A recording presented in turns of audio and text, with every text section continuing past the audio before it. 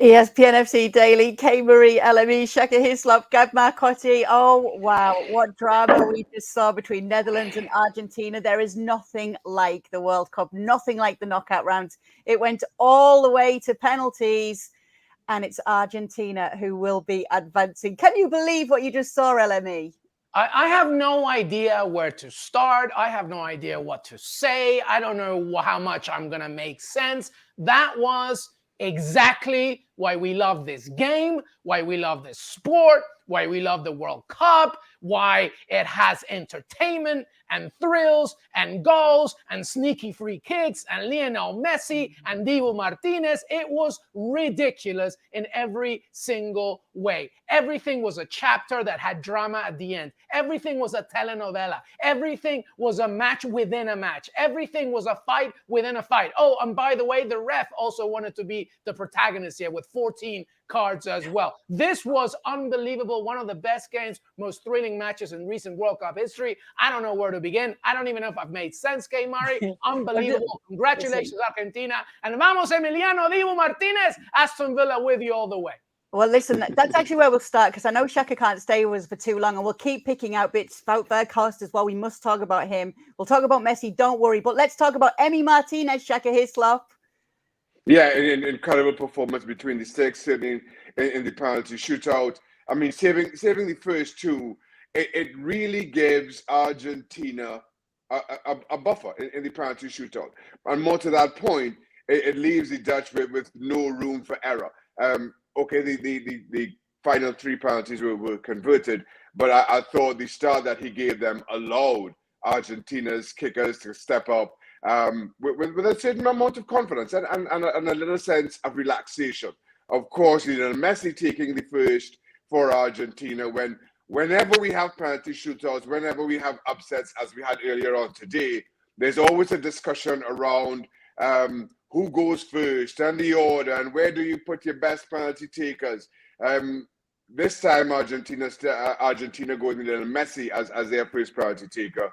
Remember, he also scored one during the 90 minutes. So to take a penalty in a penalty shootout, it really becomes a battle of wills, as it were. It becomes a psychological battle. But he again passed out with incredible flying colors, and it allowed Argentina to relax into the job that was still at hand to do.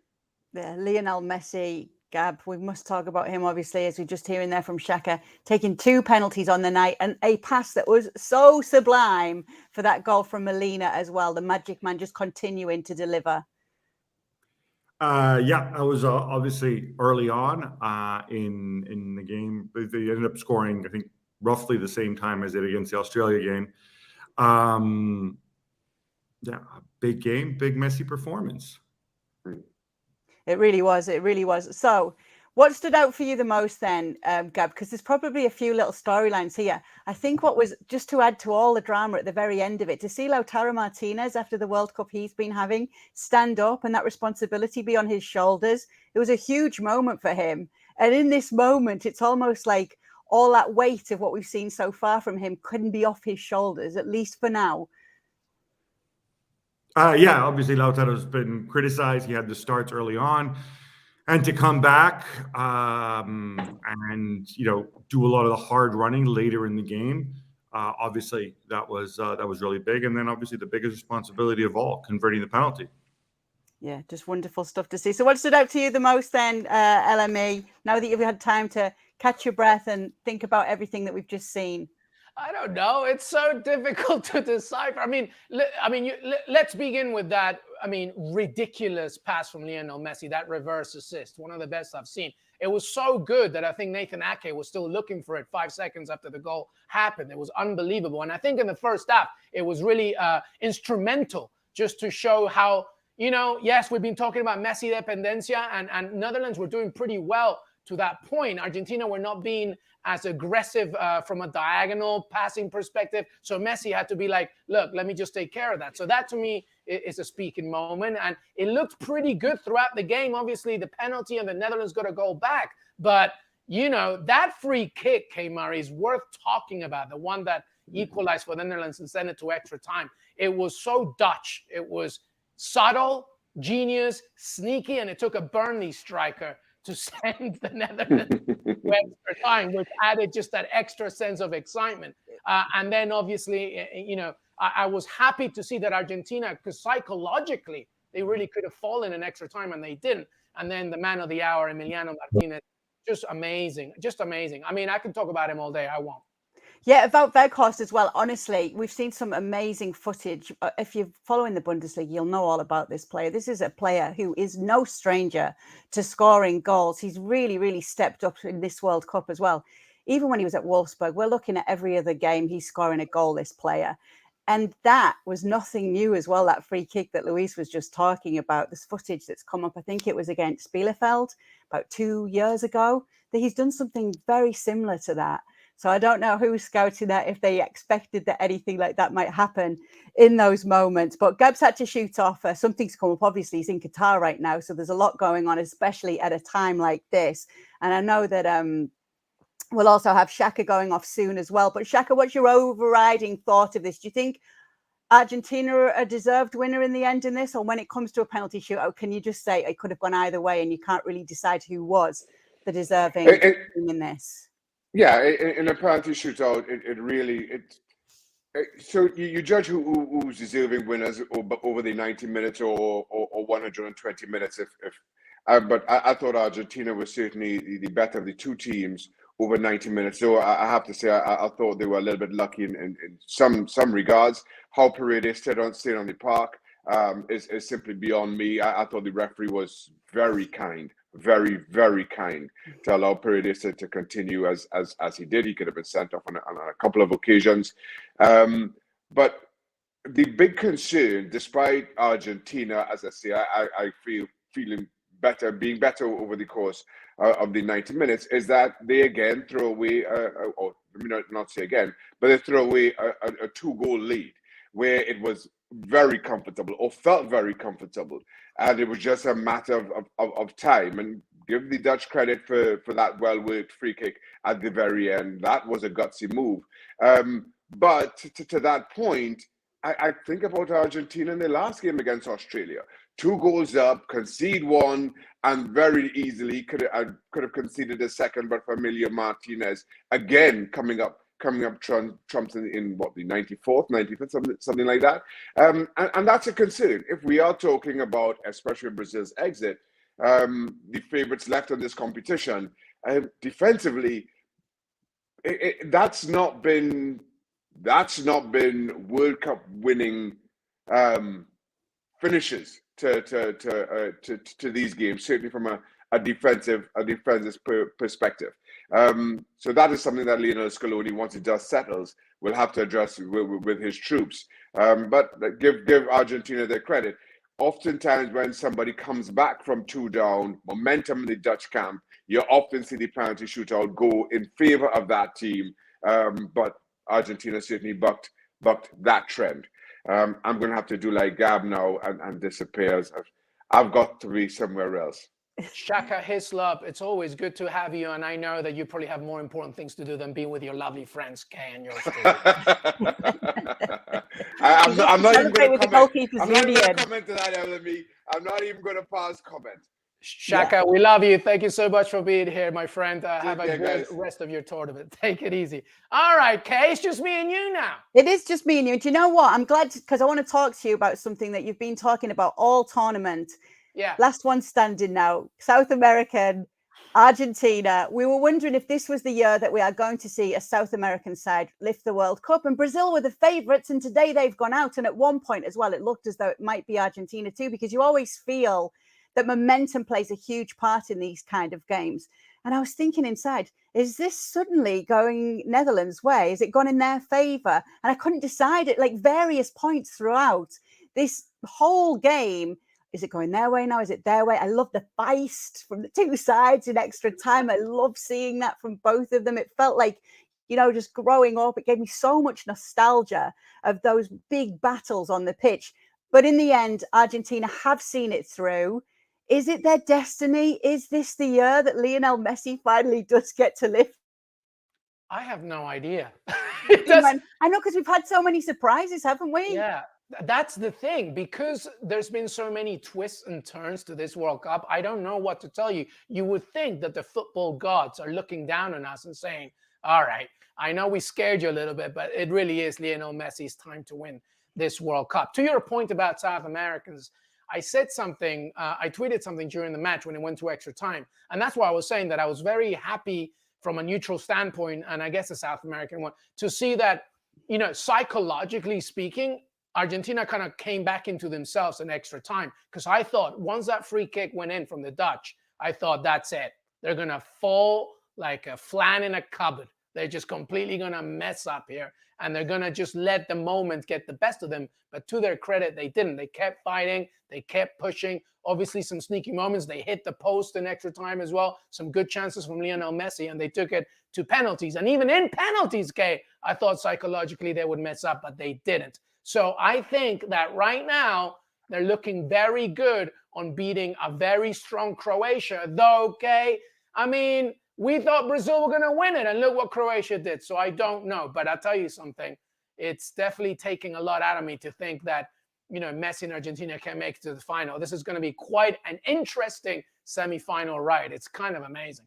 It's interesting looking at some of the odds makers as well. With some, they have Argentina as favourites now. I think that's why Shaka bounced, because you may remember that he went for Argentina all along, stood firm on it. Okay. And then after they lost to Saudi Arabia, he changed his mind famously on ESPNFC, took a lot of flack for it. And I think that's why he's just disappeared, because he doesn't want to have to deal with this line of questioning. Yeah, so he's not. What? So who does he have now then?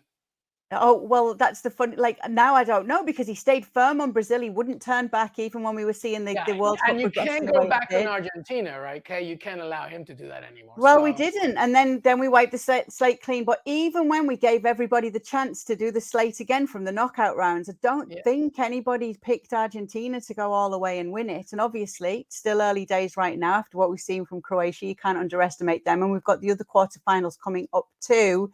But it is just interesting to see how they've weathered the storms that they've been put through so far. Because don't forget, like, losing your opening game to Saudi Arabia in the way that they did, you wondered, are they going to let their heads drop now? Is this going to be in their minds too much? And even we talked about it on the ESPNFC show, Luis. It's something that's really important. It's that the unity with not just the team, but with the fans as well.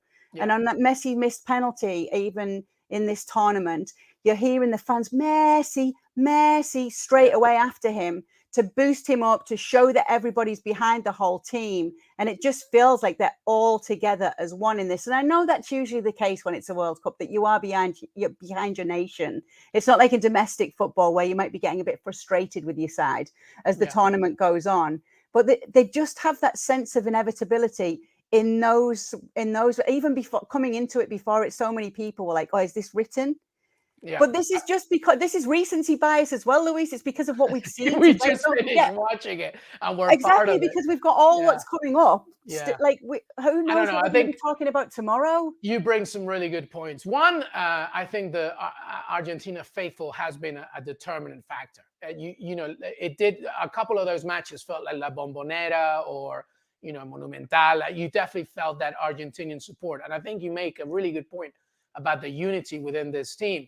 Ultimately, all coming together to support Lionel Messi, who, in my opinion, I think by the end of it all, will come down as the greatest player the game has ever seen. Because, never mind that reverse assist, and here's Ryan O'Hanlon's. Now that Messi's having the best World Cup of his career at age 35, I've moved from him number one to number one in my rankings of the best soccer players of all time. So I'm with you, Ryan. Listen, here's the thing. At 35 years old, he is the depiction of what John Keats says, a thing of beauty is a joy forever. This man is creating art on the pitch. And in Spanish, a lot of people say, Ronaldo is out of this world, but, Ronaldo is the best player in the world, but Messi is from another planet. And I always think that when I think of watching him play. It's amazing. And I think I go back to your point, Kay. I think destiny's here, and it's pointing all directions to this man from Rosario, Argentina, this Pulga, to win his World Cup. And when it happens, there can be no argument anymore, surely. This is the greatest player we've ever seen. But you know, for me as well, comparison is the thief of joy. I feel that we're always so desperate to say who's the best. Are they the best because of this? And for me, I just want to enjoy all of them. I don't want it to be definitive. We always make fun of Shaka for that. He decides that, oh, he has like this criteria of what will then make somebody the GOAT, and they have to have done this or they have to have done that. And I think it's one of those things that you're never going to change people's minds who think one way or the other on these things. And even outside of those two aliens, Ronaldo and Messi, there's other people that will argue of players from their day, of players from before that. I'm just getting a bit of the reaction after the game from some of the players. Lionel Messi's spoken out and said a lot of joy and relief. Going to penalty kicks, we suffered so much for how it all happened. But then again, it's the quarterfinals of the World Cup. Going through is the most beautiful and impressive thing. And I think that just adds to, like, it's not just the momentum, is it? It's the fact that you know that you got through a really difficult moment as a team, and it only adds to that unity that we're talking about and makes them really dangerous going forward. But as we know who it is next, it's Croatia. And you know, one thing we're absolutely sure of is Croatia will not fear Argentina. Yeah. And they don't care about momentum. They don't care about emotions. They don't care about Lionel Messi. They don't care about anything. They know exactly who they are. And here's the difference between the European sides in recent modern World Cup history and South American ones. South American ones, we live for the moment and we hope for that moment to sustain us, right? The Messi reverse assist, Neymar's beautiful goal. We cling onto that, right? European teams, like, they take it step by step and know that nothing is done until the last second. It's a very disciplined military approach, and nobody shows that better than Croatia. And Croatia is going to be a team that's going to have all their cards out and say, what do you have? And again, I think that Herc Gomez had a really good point in our previous episode, Kay, where he said, look, Messi needs to be on it. He doesn't need to completely score a hat trick, but he needs to be on it. And so I think they're going to need to depend on that again, because a few yellow cards happened today where some of these players are not even going to be happy. What's that? I know that they did, and they will affect it. I think 15 though in total as well. We were talking That's insane. That's the ref saying, I want the game to be about me. Well, what do you expect from this referee? Well, I say in jest, but we do know that he has a bit of history, and especially if you're a La Liga fan, you'll know all about this referee. Yeah. All right. So, okay, how does this semifinal play out in your mind right now? I know that we can talk about it. No, what do you think? I mean, I almost don't want to say this because I feel that we won't be seeing the same story because it's a World Cup and it doesn't usually go that way. But you don't want to jinx it. But my initial reaction, my initial thoughts about it would be that it will have to be somewhat cagey, and it might go further and outside of the 90 minutes again. Yeah, what's that stat? I read a stat, Kay. I read a stat on Twitter about Croatia. Just to add to your point, Croatia, I feel like have led the entire World Cup only once or something. Like I gotta remember it. You keep talking and I'll bring it up. And listen, given the fact, right, okay, Argentina know that they've just done that as well. They know that they've just been able to come through extra time and penalties and it go their way. But Croatia have been relishing that.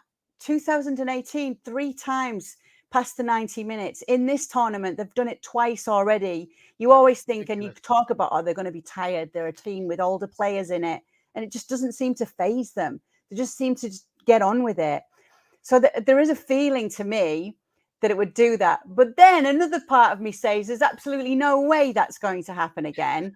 And Argentina will be going all out to make sure that they don't get taken to extra time here. And they'll try and get it done within the 90 minutes. So, exactly. Okay, I'm going to go out and say that it will be done in the 90 minutes. I know. I can't find the tweet, but I think it echoes what you just said. I don't think there's not going to be many goals here. Croatia doesn't really care about that. It cares about being resilient and making sure that it counters to whatever is coming their way. I agree with you. I think it's going to be a tough old battle. And, well, I mean, Luka Modric in the middle, Lionel Messi, my goodness, what a feast we're going to have, huh? I know. We really will. Ballon d'Or winners galore in this game, and absolute legends as well. Two players that you'll be telling your grandkids about, of course. There's just some stats coming in here. There have been 3 instances in World Cup history of a squad winning multiple shootouts in a single World Cup. Croatia in 2022, Croatia in 2018, and Argentina in 1990. And each of the first two finished the World Cup as runners-up. Whoa. So that's those, obviously, that we know that that's happened to those guys. But yeah, there's something that just tells me that even though that's what we've seen, and obviously it's, you know, how close you are to a final when it comes to this stage, that you do expect no one to want to make a single mistake, that it would be Marcotti.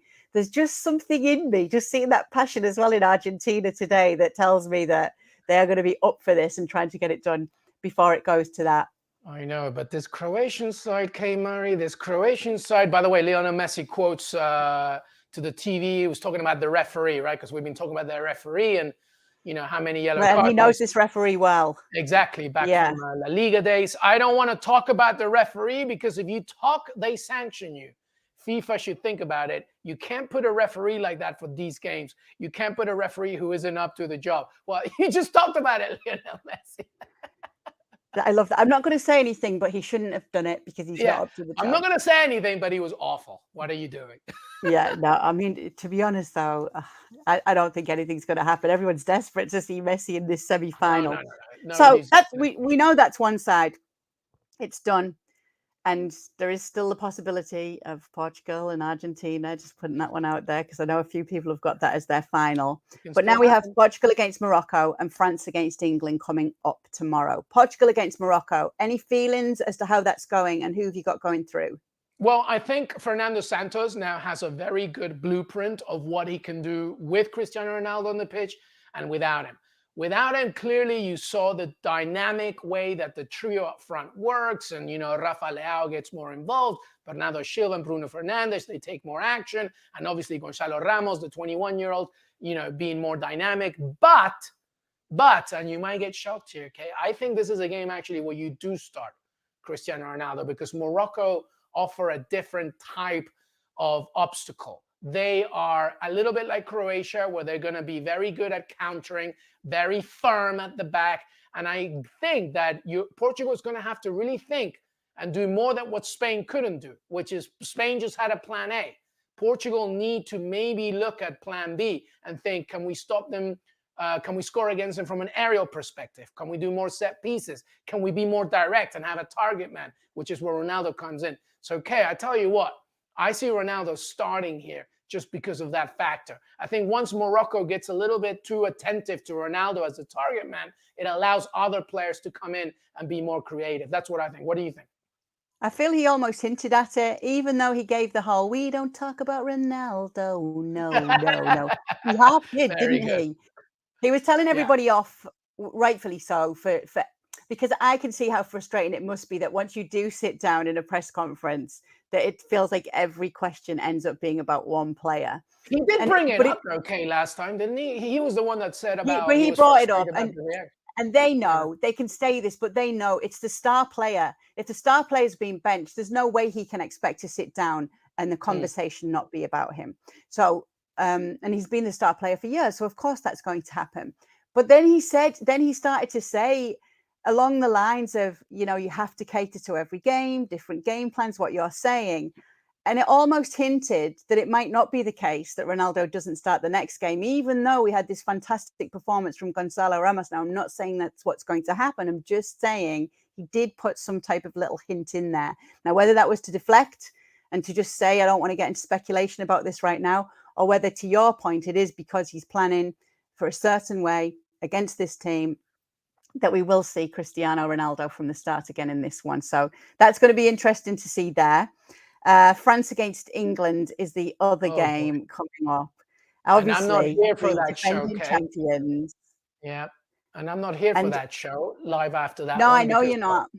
Yeah, so you know, it's a little sad because I want to celebrate with you, but at the same time, if England lose, I don't want to be. You can't be here. Yeah, no, it's got nothing to do with it. I mean, they're not favourites, obviously, going into this. They're going up against okay, let's go to that, Kate. Why aren't they favourites? Honestly, Alan Shearer said it really well a few days ago on BBC.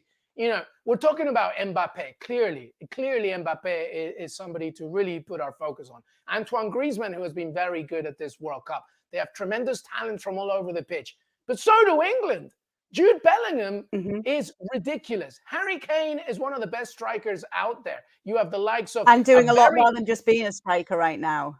Yeah. And exactly. And England have a deeper bench, Kate. Like, so why? Like, it's time for, I don't know if it's England fans or whoever, to 180 this and say, like, France need to be wary of England, not the other way Well, maybe, around. you know, but I'm sure they will. I think it's just more, you're looking at, as you mentioned, Kylian Mbappe. This is the team. They are the defending champions coming into this. So I think that's going to go against England anyway. They're going to look at England and say, okay, you did get to a final, yeah, but you didn't win that final. But then on the flip side of it, if you like, I don't know. If you do recency bias, Kay, and you think about yeah, Euro if you do like the 2020, recency bias of going, okay, World Cup semi-final, yeah, Euro and also, final. exactly, that's where Do I they was now going. get to a final and actually win it? Yeah. So, okay. So here's what I think. I think that this match is about two things. One, it's about England. I think James Holley said it really well on the show. Okay. Remember when he said, England, you can't like be passive here. You can't pass and move, expect for your beautiful, triangular work in your half, and then slowly but surely try and enter the final third of hopefully it's going to reach to Harry Kane. Hopefully Kane can drop. Hopefully Phil Foden. You can't do that. You got to be aggressive. You got to go out there and like really imprint your personality on this match. Because if you allow France, this extremely talented France, to just give their own identity, then the game's over. You need to really be aggressive from the get-go. So hopefully we will see that.